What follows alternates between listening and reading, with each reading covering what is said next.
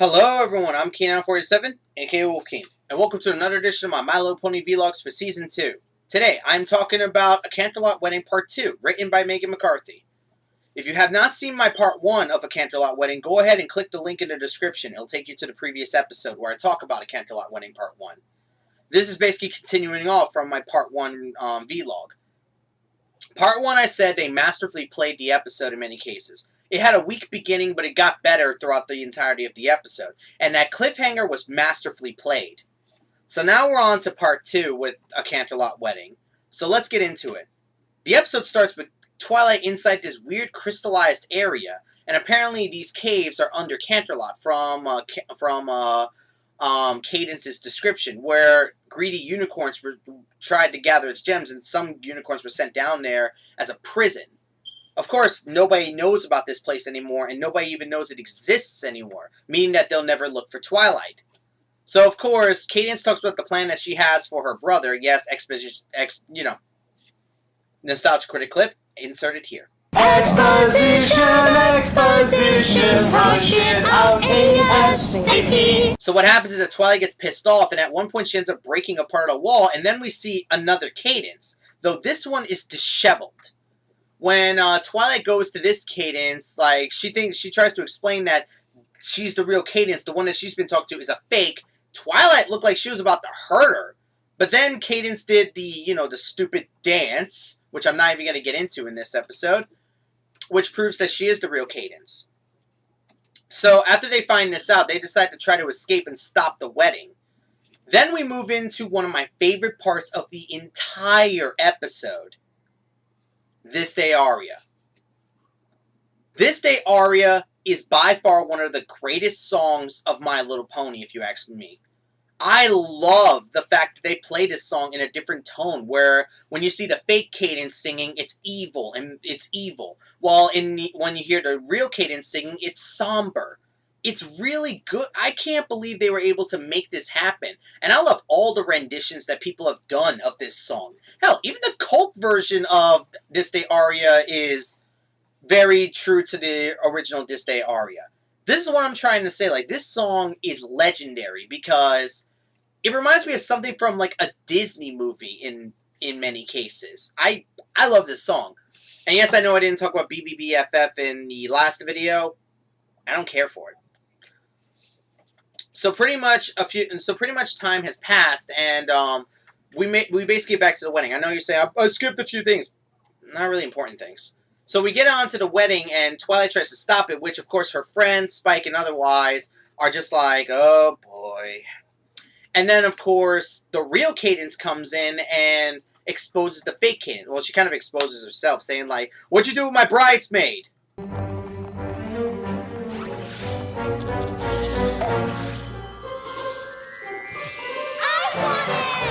Women. So anyways, she explains who the fake Cadence is. She's a changeling. A what? She's a changeling. A changeling. Whatever, kid show, right? Because the actual thing for that is succubus, but this is a kid show, so changeling will have to work. And then of course the fake Cadence finally reveals who she really is, and we get, of course, this character right here.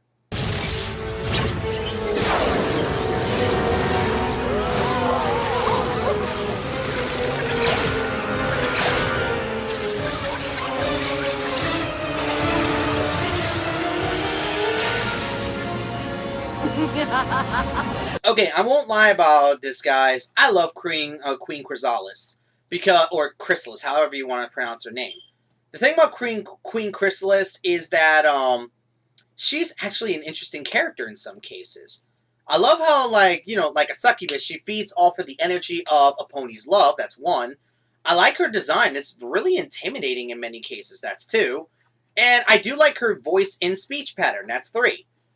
It seems she has all the hallmarks for an exceptionally interesting villain. And she even explains her plan of taking over Canterlot. And she even said that her minions are chipping away at the shield. I know a lot of people have said that this is an idiot moment revealing all of this. Well, Josh Scorcher said it in his video. She's probably just buying for time at this point until they can break the shield and, Shining Armor's shield is weak enough that they can break it. So, of course, we get this scene of Celestia and Chrysalis battling each other, which, look at this scene, guys.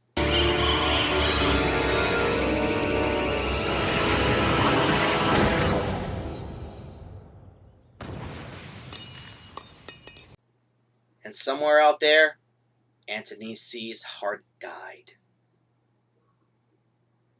I won't lie, guys. When I saw Celestia go down like this, I was shocked. Because I was like, wow. So you're telling me that the love of Shining Armor is powerful enough to beat Celestia. Either his love knows no bounds, or Celestia's a pushover. So she basically tells the main six to go get the elements of harmony and try to stop Chrysalis. They do make it as far as they can until they actually have to battle. This is actually one of the few times we actually get a battle scene in this show.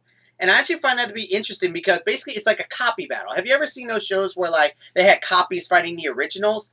It was actually very interesting in many cases to see the copies fight the originals and not knowing who's who. Because at one point, Fluttershy was getting confronted by a couple of clones, and then she decided, you know what, I'm going to act like I'm one of them. They left her alone. Masterfully played. This battle scene actually was pretty interesting, especially some of the weirder parts. Like, tell me this does not remind you of Team Fortress 2?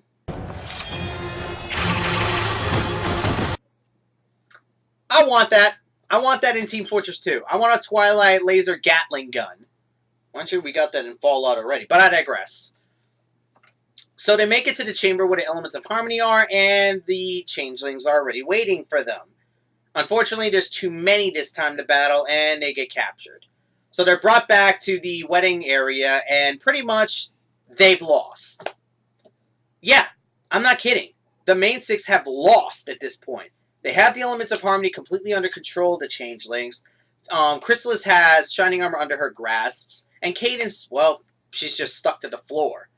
And then, of course, Chrysalis pretty much says it. Like, I won. That's it. Twilight does end up freeing Cadence at one point. And Cadence does break Shining Armor out of the trance that he was in. But then, of course, we get this scene where Twilight tells Shining Armor to set up his shield, in which, look at this scene, guys. What a lovely but absolutely ridiculous sentiment. You know, guys, I can't do this scene any justice.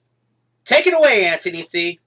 Ridiculous sentiment? Oh boy. So your entire race of Whoosits gains strength from the pilfered love of others, a method of attaining power you just utilized to vanquish Celestia, but when someone else tries the exact same thing right in front of you, it's a ridiculous sentiment? Okay, which leprous bonobo monkey's responsible for this noise? Quick, someone dispatch the EPA to Hasbro. Halliburton's obviously been shale fracking nearby and the gas has gotten to Studio B. Hello? Is anyone still conscious? Ah! Couldn't have said it better myself. So what happens is that Cadence and Shining Armor basically use the power of love to basically defeat Chrysalis. And, guys, say it with me right here. Looks like Team Rocket's blasting off again! Sorry, I had to make the obvious reference. So after Chrysalis is defeated, they decide to actually set up the real wedding this time, and yeah, everything seems to go off without a hitch. So basically the wedding goes off, and then Twilight asks Shining Armor, how'd you get someone like Cadence to want to be with you? And he said, I told her that she wouldn't be getting a good husband. She would also be getting a good sister. So, of course, the wedding goes off without a hitch finally, and we get the little, ending part where Twilight is doing, a random pop song, which, I don't hate this song. I'm okay with it. It has a good beat behind it, and I love some of the visuals that they bring in, like the pictures of the wedding and stuff like that, and I know some of the pictures people had, like the Rainbow Dash Soren picture and the Fancy Pants Rarity picture. So, of course, nothing really interesting happens in that part, and we move on to them leaving, and that's a Canterlot wedding. So basically, this was a really good... I think A Canterlot Wedding Part 2 picked up a lot, and I really do like this episode. Because let me ask you guys something. Show of hands if you saw this plot twist coming. Be honest with me, people. I mean, seriously, who saw this parasitic invasion coming When they were advertising this episode, they advertised it at just a wedding. Not once did I see any advertisements about it being a parasitic invasion or anything like that. Never. In all the TV advertisements, I'm pretty sure someone could agree with me, I've never seen an advertisement for a parasitic invasion. All I saw was wedding this, wedding that, Fluttershy, what do you think of the wedding? Applejack, what do you think of the wedding? Like, wedding, wedding, wedding. That's all I heard. So when they did this plot twist, I was like, did they talk about this? That's what I was like, did they talk about this at all? And I was shocked because I couldn't believe they went the route that they did. So yeah, this episode had a lot of twists and turns, had a lot of good decisions behind it. I know AtonyC absolutely hates this episode, but me, this is an amazing episode in many cases. I still love this episode. Even with the flaws, I still love this episode to death.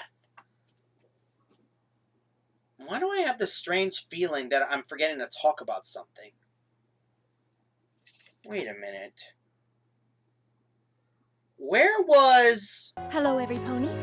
Did I miss anything? What? Hello, every pony. Did I miss anything? What? Hello, every pony. Did I miss anything? Did you miss anything? Did you miss... miss anything? Where were you the entire episode? Where were you?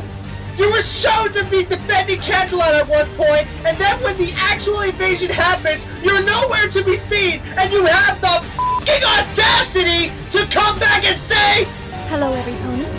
Did I miss anything? you stupid!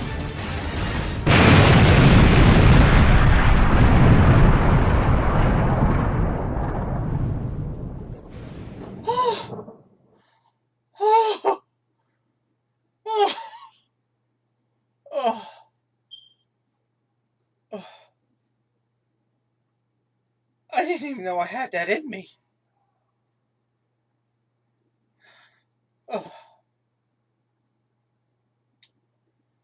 Minus that one glaring part. This episode is good. Great finale for season 2. I'm Keen947, aka Wolfkeen. And I'll see you all for my season 2 overview of my My Little Pony vlogs. Till next time, guys. Take care.